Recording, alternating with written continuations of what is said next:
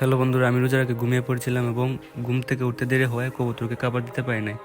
তখন আমি দেরি না করে ঘুম থেকে উঠে পড়লাম এবং এবং বাইরে গিয়ে দাঁত ব্রাশ করি এবং দাঁত ব্রাশ করে ভালো করে মুখ ধুয়ে কবুতরকে খাবার দেওয়ার জন্য সিঁড়ি বেয়ে উঠে পড়লাম এবং কবুতরের ঘরে ঢুকিয়ে দেখি কবুতরের খাবারের পানি নেই।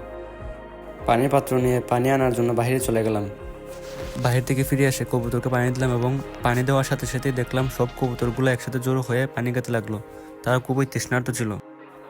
তারপর আমি লক্ষ্য করলাম যে কবুতরের ঘরের পর্দা তোলা হয় নাই, তাই আমি বাইরে গেলাম এবং বাইরে গিয়ে পর্দা তুললাম এবং সারা ঘর আলোকিত হয়ে গেল। এবং আমি বাহির থেকে ভিতরে এসে আমি চলে গেলাম খাবার ড্রামের কাছে এবং খাবার ড্রামটি খুলে খাবারগুলো হাতে নিয়ে কবুতরকে চড়িয়ে দিতে লাগলাম এবং চড়িয়ে দেওয়ার সাথে সাথে দেখলাম কবুতরগুলো সব একসাথে জড়ো হয়ে গেল। খাবারগুলোর মধ্যে আছে গম, কুইদ এবং ভুট্টা।